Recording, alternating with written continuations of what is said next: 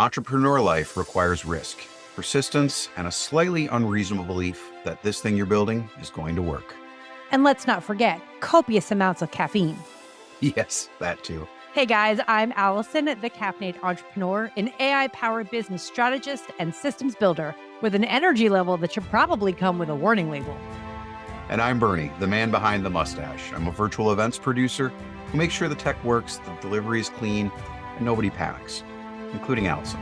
Each week, we are picking up the conversation where my weekly newsletter leaves off. No teaching, no pretending we have it all figured out. Just two entrepreneurs talking honestly about the highs and lows of growing our own businesses. And why some ideas are worth sipping on a little bit longer. Welcome to the Caffeinated Entrepreneur. Let's go behind the brew.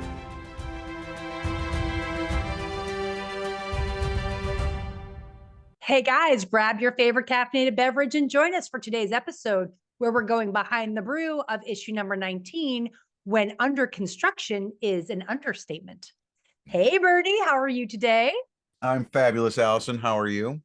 Well, as I was sharing in the pre-show, a little rough. The diamond fell out of my ring this morning. Not a great way to start the day. Like diamond ring, missing a diamond, not a good day. Not a good start. Not a good start. Not a good start. No. But recording a podcast episode is a great way to end the day. I mean, right? I feel like you can only go up from there, right? So so true. Because if you go down from there, it's really bad. Right. Yeah. You should just go back to bed. That's a good point. That's a very good point. Oh my gosh. So, all right. What mug are you drinking out of today? So today it is my Texas mug. I got this at the Woo-hoo. first Babs that I went to down there in Fort Worth, Texas. All right. For reference, for listeners who don't know what Babs is, tell them what it is. So that is the Badass Business Summit. We do it every year in September as part of Success Champions Networking. It is the one in-person gathering for all of the groups within SCN. So probably say anywhere between 30 to 50% of the members show up, plus some new folks that aren't in the group yet. Yeah, it's a very, very big deal. I have yet to go. And now that I live in Northern Texas, if I don't go, I'm probably going to get ostracized. I'm going to get tracked down and whipped. So I don't know. At bare minimum, we've got to have dinner while I'm there in September. You know what? Fair enough. I can drive down for dinner for sure. But all right. Okay. So you noticed my super fun coffee cup when we got on. So this is my CIA mug. So, okay, here's the crazy thing. I had clients, I was their very first VA 4 years ago, and they were my second client ever. And they were doing, their business was industrial steel barware is what they were making, shakers, jiggers, all the things, right? And I went from being their VA to eventually being their online business manager. And then I helped them shut their business down last summer when they kind of moved on from doing that business. But fun fact that I didn't know about, their day job was freaking working for the CIA. And they never told me that because they weren't allowed to. They had to keep everything under wraps. And it wasn't until our third year together that they got permission from the CIA to actually release the fact that they had worked. They at that point weren't working for the CIA anymore. So once they were out of it, they were allowed to share that they were once working for them. And they, of course, couldn't get details as to how. Yeah. I was like, oh, I've been working with super duper undercover secret agents for all this time. I didn't even know. Right.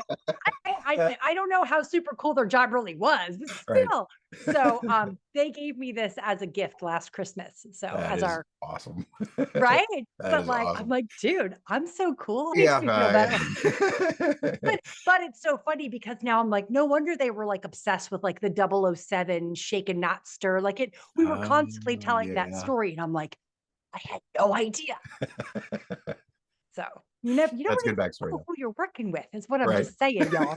Learn your lesson. Well, I mean, it was classified information, Allison. You didn't really need to know. It wasn't need to know basis, and I didn't need to know. This is so true. But anyway, all right, let's dive into today's episode. So, friends, we are talking about being under construction. Now, fun fact, I wrote issue 19 in August of 2025. And that was literally when I was first here in Texas. We had just moved here, and Sherman, Texas, it's still completely under construction. Like everywhere you turn, they've ripped something up somewhere and there's a detour. And it just so happens at that time, I was completely ripping apart my Be Your Own Boss Better program that I had built starting January 2025. And I was rebuilding it into something different, which became the seven-figure CEO system. And then I also was demolishing my online business management implementation one-on-one services completely. Like there was no rebuild. It was not a reno. It was demolition, baby. And that was it. And so that's what that issue is all about. You might remember it if you read it. If not, you can go back and read it now and kind of see the chaos I was going through at that time and my thoughts on it. Today, we are going behind the brew of this issue because I am under construction again. And if I really were to think about it, I don't think I was ever not under construction. I am, as much as I want to complain about Sherman, Texas, always big under construction. So am I. So is my business. So Bernie, would you concur? Like, does that sound about right for you? Yeah, I mean, I think that's just the reality of growing a business, right? Is there's always going to be something that's changing, or that you've got to build differently, or grow, or pivot, right? Whatever word you want to use in there. Yeah. But I mean, if you're just doing the same thing over and over again, I guess if it's working, then great, like you just retire. But you know, if it's not, or if you're growing, then there's going to be growing pains, right? Yeah, 100%. So, all right. So, tell me first, you go first. What is under construction right now in your business? Is it your Well, offer, your platform? What's going on? yeah, I mean, for me right now, and you were the catalyst for it, it is more strategically using AI within the business. You know, obviously in your program, we use Chat GPT, but I was recently enlightened to Copilot, which has a lot of the integrations in there already. So I'm starting to transition over to that a little bit, and then having my VA involved now. Mhm. We're dabbling into Microsoft Planner and automations and Power BI, and you know, all of these different things that I didn't even know existed before. So it's really Mhm. exciting. It's fun, but it's also really scary because it's like, yeah, what am I doing? Yeah, you're building the infrastructure. It's Yes. like the offer is there, like the external marketing is there, but now you have to build the infrastructure. 100%. And so in a similar vein, I've been similar to how okay, y'all, Trello girl for 15 years. Okay. And somebody that I met on a coffee chat was like, I don't know, listening to you, I think you might really like Notion. And I'm like, no, I've dealt with Notion in the past. I don't like Notion. And they're like, you haven't dealt with it recently. You need to check it out. And I did. And I was like, shut the front door. I'm in love.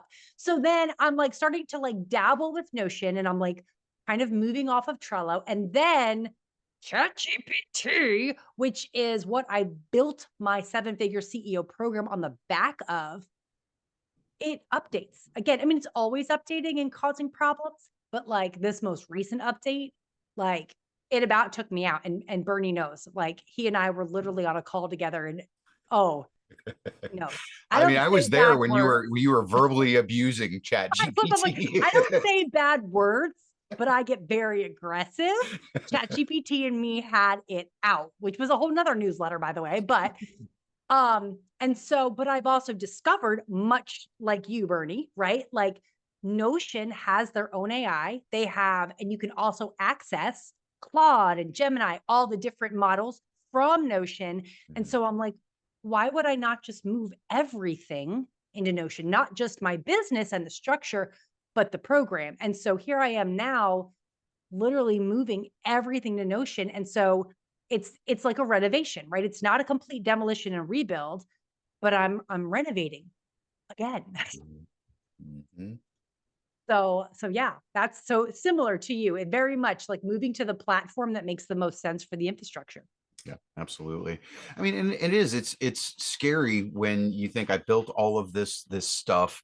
I mean, for me, it was, you know, mostly spreadsheets and duct tape and bubble gum. But you know, in your case, you had some actual stuff built out in Chat Yeah. GPT. People are using it. They're paying you to be able to use it, Yeah. and then suddenly it's broken and not working the way that you designed it to. Yeah. Yeah. I mean, that requires you to make the change. I'm choosing to Absolutely. do it. You are required to do it right now. Yeah. And that is a very significant difference as well, right? From a mindset perspective, if you're forced to do something, there's usually going to be some resistance, even if you realize it's for the best. Mhm. But if you're choosing to do something, that's you look at things in a little bit different light. Yeah, yeah, there's a little less pressure there. I very much feel like there's a client delivery aspect to my renovation that puts a level of pressure and speed with which I Mhm. need to deliver this. So, so yeah, so okay, now what is, in your opinion, so given again, same brew, different cup, y'all, every time we say this, right? From your perspective of choosing, what is fun about this move for you? And specifically, so I know you said like there is some challenging, it is scary. What specifically is challenging or a little bit scary? I think I'll start with the fun part. The fun part is that I'm getting to do something that you helped me to become a little bit more familiar with on my own, right? I'm not Yeah. following just what you showed me to do. Now I'm integrating some other things, and that's the fun part. The scary part is that because I'm doing things that are technically outside of my experience level, it scares the shit out of me that I'm going to break something and not be able to fix it, and then have to call Allison or a Tom or a so and so and be like, "Can you un-F my cluster, please? Because I don't know what I Do did." not call me for Microsoft anything, my friend. Joel knows more about it than I do, and he doesn't know much. So that's not going to do you any good. Yeah, Yeah. yeah. No, I feel like you could definitely help with the AI prompting, obviously, and, Yeah. and programming bots and agents and such. But and I'll be honest, I don't think that I can really F it up enough that I would really need that kind of help. But But who knows? never say never because then Right. you're just asking for it to happen. Absolutely. Yeah, let me knock on wood now. Yeah, yeah, yeah. No, I 100% I agree. And to again in a very similar vein, I think the most exciting thing for me with this move that I'm making is like all of these things that I didn't know I could do, I'm doing and I'm like so with Notion you're putting everything in one place, right? I have literally taught all of my clients how to use AI to have systems, but their systems are made up of pieces of the puzzle that are some over here, some over there, right?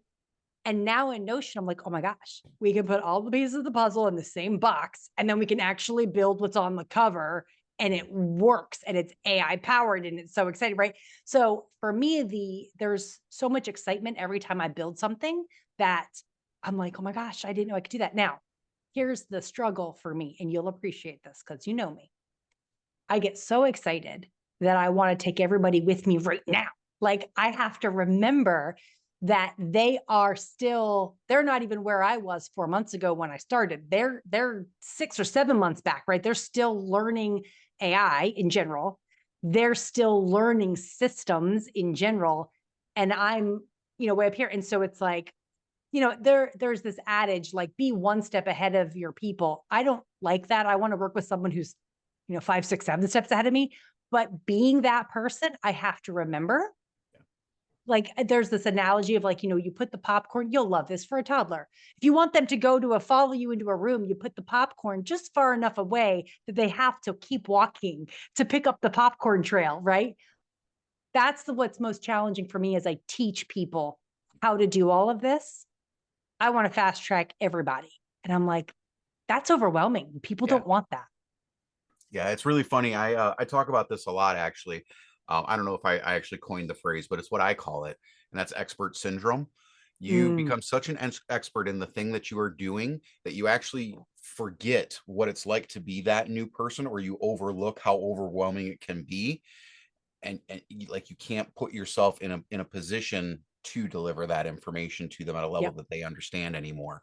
Yeah. Like when people get to that point, like it's really hard to then I'll say big bird it back down to a level that is simple for you, so it makes sense for them. It's a hard thing to do. Yeah, yeah, yeah, yeah. Oh, that makes me feel better because then I'm like, it's not just me. It's not I know just you. it's not just me. It's not at all. Uh, I love it. All right. So, okay, as you are making this move, so here's the next question that I've had to answer for myself. So I'm curious for yours. What is it that is non-negotiable about the core of what you've already built that you're like, you know what? I'm not changing that. Like even in this new build, this addition to my business, Yeah. there's something that I'm not willing to give up or change. I'm just going to have to figure out how to work with it. Is there something that's non-negotiable for you? I think for me, the non-negotiables are, the values of my organization, right? Like we want to produce really high quality content and events. It's super important to me to maintain my integrity, right? I don't want to do anything that would tarnish my integrity. I'm a big believer that early is on time, being punctual is important, right? Like those are the things that are non-negotiables for me in my business. How we make the sausage ultimately, I just want to make the best sausage possible. Yeah. Tool doesn't matter. Yeah. It's the ingredients that make the sausage, right? So Exactly. whether you do it by hand or with the tool, who cares? Yeah. Yeah. Oh, Yeah. I I love will that. probably always, well, I can't say always, but Zoom is my platform. That is probably the one piece, unless kind of like ChatGPT did to you, they make some crazy change, that will probably remain my space. Gotcha. Love it. Okay. All right. Yeah. What So about you? for me, yeah, I had the answer and it suddenly escaped me. I was literally thinking of it, but then I was like, no, focus on what Bernie's saying. And then it left me. Give me a minute. Oh, I know what it was. I got out of done for you for a reason. Like I walked away, even though that was way more money, because people will pay high dollar to not do it themselves. I do not want to go back. And, I've already had, because of all this Notion stuff, I've had people say to me, Allison, can you just do it for me? And I'm like, no, I can't. Like for a couple of reasons, but one, the most important being done for you sucks. It's so much work. And I don't want to put myself back in a position where I am sacrificing my sanity and my family time. And, the money's good, but it's not good enough. Yeah. And so that's a big non-negotiable for me. The second one is I don't want to do done for you because there's so much customization that goes into something like what I'm doing that it's not the same as building a custom GPT for somebody where I'm like, I'll just get all your information, I'll just build instructions and boom. That's not what Notion is. And I'm like, amount of work I could put into this to have you come back and be like, well, I want to tweak this one spot. Well, it's not working exactly how I want to be like, well, you should have built it with me then, I guess. Like, so there's that aggressively helpfulness of me that's like, no. Yeah. Well, I mean, you've kind of put a line in the sand as to how you want to operate your business, and that is something that you want to stick to. However, I would encourage you, being who I am, to say that you probably still should find a way to say yes to some of those people, even if it's not you doing that work. Well, I will say this. All right. So I guess like if it's somebody who's already paid me money to work with them one-on-one, there's room for negotiation, but I'm not going to offer a direct one-on-one Notion build service for people. There's and there's lots of people out there that do it too. There Like are. I also don't want to become the Notion girl, right? Like that's not what I am. I'm the AI powered systems girl. Notion happens to be the tool with which I build my sausage, make my sausage, whatever analogy that was. I like that you tried to do the callback though, Allison. Right. My Italian sausage that is not spicy, that is built with Notion. Okay, awesome. All right. So here's the next question. What is it as you are moving, you're doing your addition to your business? How do you decide which part needs to be built first or renovated first or added on first? Like, what is your process for prioritizing basically what to focus on? I think you're going to really give the most meat around this particular topic, honestly, Allison, because for me right now, it is squeaky wheel gets the oil, right? Wherever I am feeling the most pain, that is where I focus. There's not a whole lot of strategy behind it right now, if I'm honest.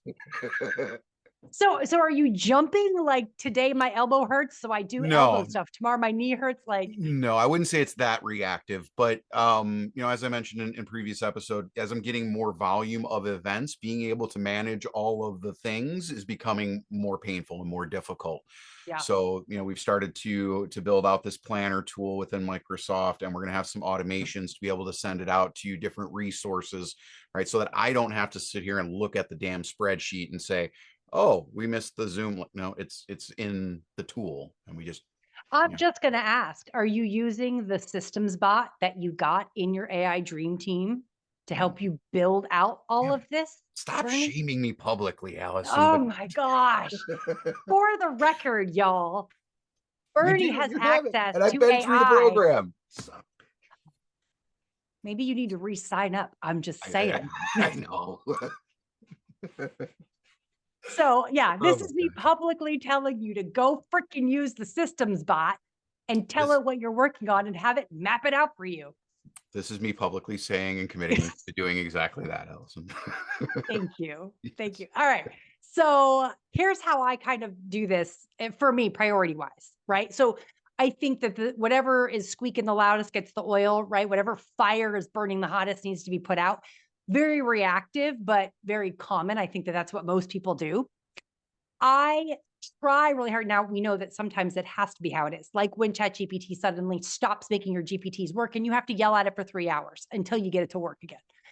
But what I try to do proactively is I'm always thinking, what is the revenue generating side of this? I want to build or renovate that first. Mm-hmm. And so that's always where my mind is going. So perfect example with this whole Notion build and all the things, like I am offering that as a bonus right now because I'm betaing it. Mm-hmm. But I was like, before I can even go down this amazing rabbit hole of like the Notion thing, I need to get a way to bring past clients back into my world who Mm-hmm. want Notion. So I had to come up with that offer. So what does that look like? So that became the 7-figure CEO inner circle. So it was like, I wanted to like go down this amazing like Notion toy play, whatever. And I was like, no, go back. What makes the revenue? The offer. So that I had to formulate the offer first. So that's kind of like for me, priority wise, I always think, what system do I need to build or what platform, whatever it is Yeah. that brings Yeah. in the income. And that is obviously the right approach, right? You always want to make sure that the revenue is being generated, and I think that is one of the fundamental kind of differences about our two businesses, right? Because mine is pretty structured. If I do an event, it's going to follow step 1 through 27 pretty much every single time. Mm-hmm. Whereas with yours, because of the technology changing at such a rapid pace, Yeah. like that's going to be something that you have to address regularly. Yeah. Yeah. Exactly. Okay. We're just going to pause for a minute here because I heard something hit the ground. It's my Oh. earring that fell out of this ear. I'd said this at the beginning. I lost my diamond this morning and now my earring just fell out. I'm a mess today. What the heck? Sorry, listeners, for that little outburst, but oh my gosh. Wow. Apparently, I either need to chop my hair off because every time I flip my hair around, I'm losing jewelry. Jewelry is not your friend today. I'm not No, sure. my hair is not my friend. It's like attacking my jewelry. Gosh. So anyway, yes, 100%. I think it is to a certain extent, it is your business model that ultimately is going to determine, what needs to be taken care of. But yeah, I think in general, best rule of thumb is if you don't have to be reactive, don't be proactive, right? And then look first as to what is going to and revenue generating for me, it happened to be in this case like a new offer. But in some cases, it might be just a cleaner client delivery. It might be a referral program or an affiliate or whatever, but like, whatever that is. And maybe you have all that set up and you're like, I don't need any of that. Okay, well then, look for basically the biggest problem. And it's funny because literally the webinar I'm teaching this week, and I'm sure I'll be redoing it, is that idea of when you look at the systems you already have built, look at where the gaps are. Like I always explain it as rain going through your gutters. Mm, Look for the leaks. You don't need to rip the gutter off completely. Just go find the leaks and patch the leaks. Like that's what's really important. yeah. So now we're going to just keep going with this under construction analogy because I love a good metaphor, right? So let's talk about how many people are now on your construction crew, Bernie, because, you've just done some recent hiring and then you already had a number of producers. So it's not just that you are building on, you're managing more. So what is that looking like? Yeah, I mean, everybody that I work with is a contractor, so they're not full-time employees yet, but there's definitely a lot more cooks in the kitchen. But as I'm looking at the team that I'm starting to build out, I've got my VA, I've got my email marketing and CRM person, I've got John who manages my website, I've got all of my producers, I've got different facilitators, I've got instructional designers that build out content. So there could potentially be, 10 people on a single project. Yeah. So having one space for all of them to be able to access information and to communicate, it's hugely different from anything that I've done as owner of this company, but very much more similar to what I was doing when I was in corporate, right? We didn't have Okay. this level of technology at that time, some of it, but now being able to run a team with some of these things, it is going to ultimately make it so much more efficient, so much more effective. We're going to be able to work through everything at a pace that is going to keep up with the volume that we're doing Mhm. right now. There's a saying that I used to use in training all of the time, and it's that even if you have a roadblock, there's always going to be a way home. But if the detour is better, you have to make that the main route, right? And just forget about the Stop roadblock. it. Did you just make that up? That was amazing. No, it's a version of something I said for a lot of years, but yeah, I mean, kind of just put that together. Well done. That Hey, was thank you. awesome. Yeah, no, I love that idea. It's that there always has to be a detour. Like they can't just shut down the road, right? They have a way around it. Right. So I love that. Yeah. So okay, so as you're managing all these other people, what is it that you're finding to be the hardest about it? And what are you finding is bringing the most relief? Like you have all these people. Yeah. I would say that probably the hardest part is really the brainstorming of it all, making sure that you have all the little threads together Yeah. that affect all of the different pieces. Because the truth is, I don't do everything in the business anymore. There are some pieces that I've handed off a long time ago. So making sure I have all of those threads together. I think still be determined what the big value is, but I can see that again, it's the efficiency, it's getting people, on the same page. We all know where the information is as opposed to having to go and hunt it Yeah. down in 12 different locations. Yeah. All of those things are immediate benefit, long-term benefit, hopefully it leads to more revenue. Yeah, Right. yeah, yeah. You could take on more clients. Heck yeah, you Exactly. got your Yeah. 12, right? We got to get to that 12. Right. So I love it. Okay. So for me, my roadblock right now is literally the opposite. And I mentioned this last week. I lost a team member. And so I am now back in the weeds of admin as I look for a new VA and eventually we'll have to train a VA. So now I've got all this distraction that I didn't have. And I don't remember if I said this last week or not. I think I said it during one of our networking calls. You don't realize how much someone does until they're not there to do it anymore. And then all of a sudden you're like, to your point, there's all these little details that you have to make sure, whatever. And even though I had the SOP and it was completely written out, I wasn't the one doing the SOP.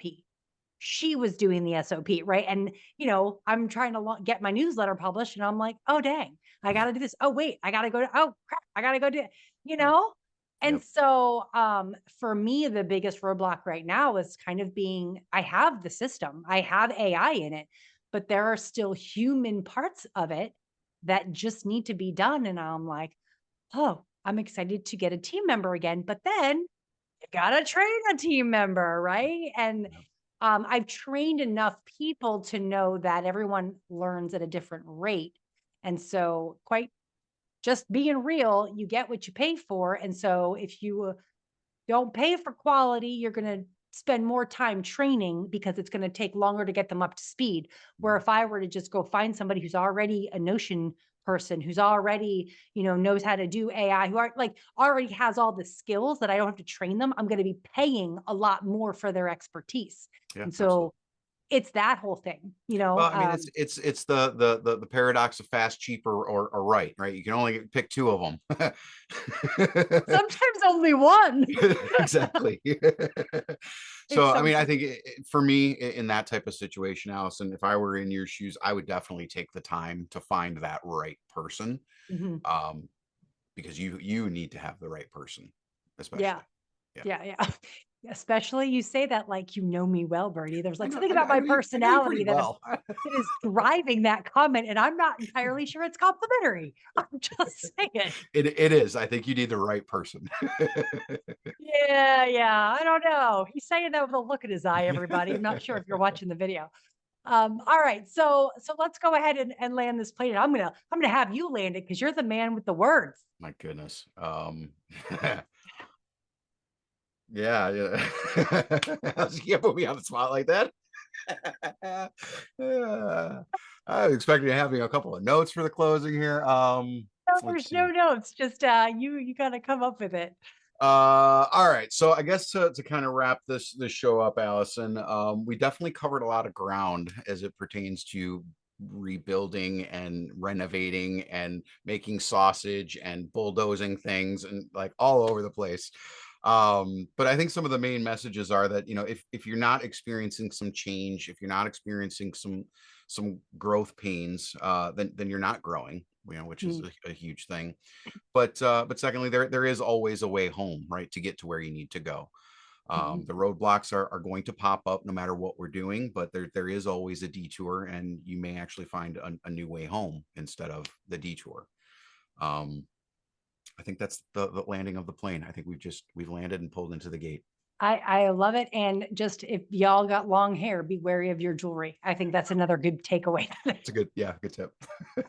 So, guys, thanks for listening. Keep showing up, keep taking the next step because the caffeine is strong. And so are you.